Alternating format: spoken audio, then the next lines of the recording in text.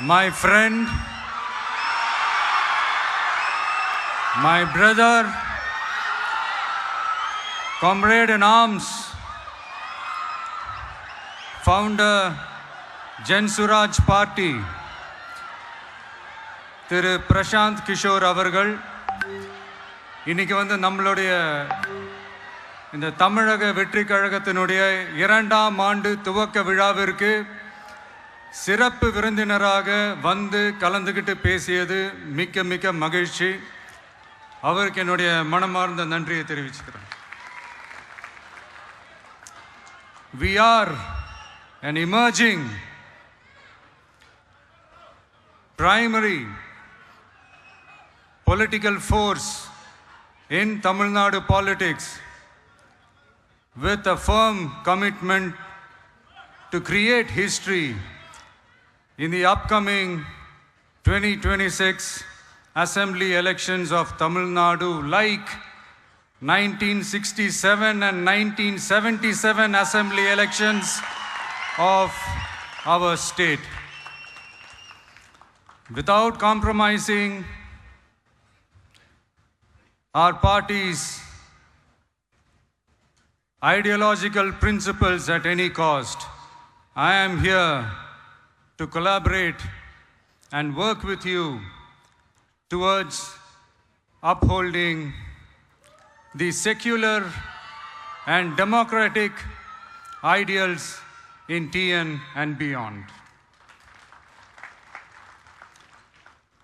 என் நெஞ்சில் குடியிருக்கும்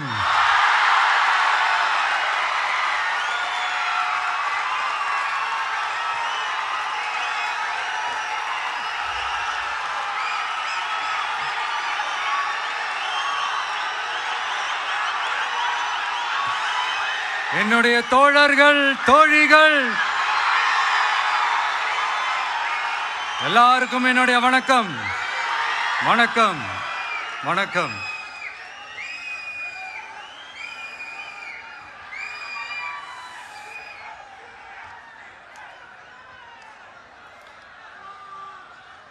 இந்த அரசியல்னாலே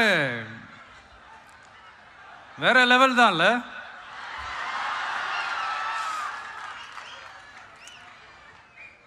ஏன்னா இந்த அரசியலில் மட்டும்தான் வித்தியாசமான ஒன்று நம்ம பார்க்கலாம். யார் யாரை எப்போ எதிர்ப்பாங்கன்னே நமக்கு தெரியாது. யார் யாரை எப்போ ஆதரிப்பாங்கன்னே நமக்கு தெரியாது. அதை கணிக்கவே முடியாது. அதனால தான் இந்த அரசியலில் மட்டும் முன்னாடிலாம் சொல்லி நம்ம கேள்விப்பட்டிருப்போம், நிரந்தர நண்பனும் நிரந்தர எதிரியும் இல்லைன்னு சொல்லுவாங்க.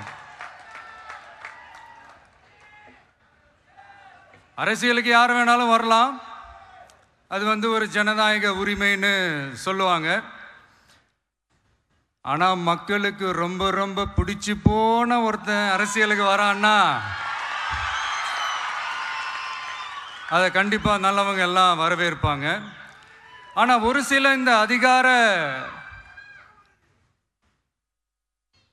இல்லை அது வேணாம், ஒரு சில பேருக்கு மட்டும் கொஞ்சம் எரிச்சல் வரத்தானே செய்யும்.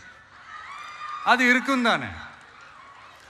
என்னடா இவன் திடீர்னு ஒருத்தர் என்ட்ரி கொடுத்துட்டானே, இது வரைக்கும் நாம சொன்ன பொய்யெல்லாம் நம்பிக்கிட்டு மக்கள் நமக்கு ஓட்டு போட்டுக்கிட்டு இருந்தாங்களே, ஆனா இப்ப வந்து இவன் சொல்றதெல்லாம் பார்த்தா மக்கள் மனசுக்கு ரொம்ப நெருக்கமா வேற இருக்குது. அதுவே நமக்கு ஒரு பெரிய நெருக்கடியாகவும் இருக்குது. இவனை என்ன பண்ணலாம், என்ன செய்யலாம், எப்படி இவனை இது பண்ணலாம், க்ளோஸ் பண்ணலாம்.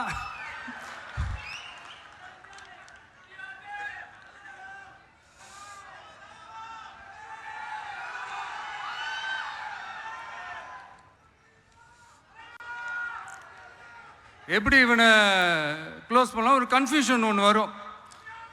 அந்த கன்ஃபியூஷனில் கத்துறதா கதறதா என்ன பண்ணுறதுன்னு தெரியாமல் வர்றவன் போகிறவன்லாம் கட்சி ஆரம்பிக்கிறான்னு சொல்லி இப்படி ஏதாவது பேச ஆரம்பிப்பாங்க. இப்போ நம்ம ஆட்சியில் இருக்கிறவங்க நமக்கு எதிராக பேசுகிறாங்க இல்லையா, அந்த மாதிரி. இப்படிப்பட்ட ஒரு அரசியல் காலத்தில் கொஞ்சம் கூட ஒரு பயம் இல்லாமல், ஒரு பதட்டம் இல்லாமல், வர்ற எதிர்ப்புகள் எல்லாத்தையும் சும்மா லெஃப்ட் ஹேண்டில் டீல் பண்ணிக்கிட்டு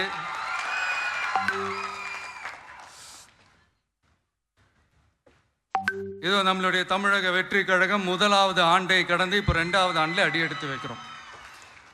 இந்த ஒரு காலகட்டம் தான் மிக முக்கியமான ஒரு காலகட்டம். ஏன்னா ஒரு அரசியல் கட்சிக்கு ஒரு பெரிய பலமே அந்த கட்சியினுடைய கட்டமைப்பு தான். அதுதான் அந்த கட்சியினுடைய ஒரு வேறு மாதிரி, ஒரு அடிப்படை பலமே அதுதான். ஒரு ஆலமரம் மாதிரி ஒரு கட்சி ஒன்று வளரணும்னா அதுக்கான அந்த வேர்களும் விழுதுகளும் ஸ்ட்ராங்காக இருக்கணும் இல்லையா? அப்படிதான் நம்மளுடைய இந்த அமைப்பை பலப்படுத்துகிற ஒரு வேலையை தான் இப்போ நம்ம செஞ்சுக்கிட்டு இருக்கிறோம். தமிழ்நாடு முழுக்க மாவட்ட நிர்வாகிகள் எல்லாரையும் தேர்ந்தெடுத்து அறிவிச்சிட்ருக்கிறோம். இந்த நேரத்தில் நம்ம மேலே ஒரு கம்ப்ளைண்ட், அது என்னன்னா, அதுதான் எனக்கும் புரியல. நம்மளுடைய மாவட்ட நிர்வாகிகள் எல்லாருமே வெறும் இளைஞர்களாகவே இருக்கிறாங்களாம். ஏன் இருந்தா என்ன?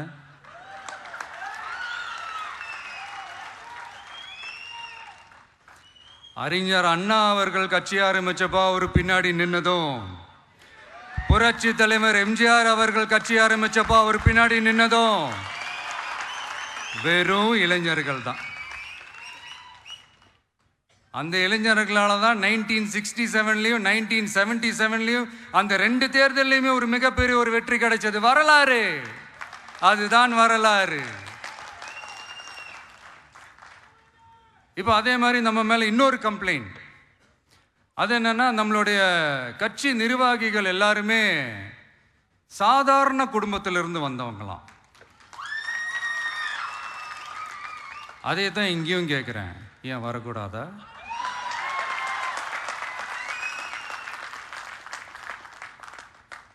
சாதாரண குடும்பத்திலேருந்து வந்தவங்க தான் பெருசு பெருசாக சாதிச்சிருக்கிறாங்க.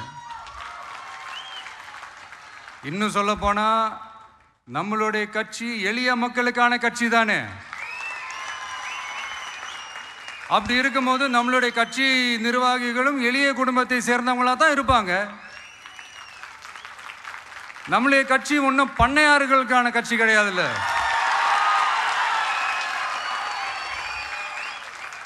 முன்னாடிலாம் அந்த காலத்தில் பண்ணையாருங்க தான் பதவியில் இருப்பாங்க. இப்போ கொஞ்சம் உள்டா மாறிடுச்சு, பதவியில் இருக்கிறவங்களாம் பண்ணையாரா மாறிடுறாங்க.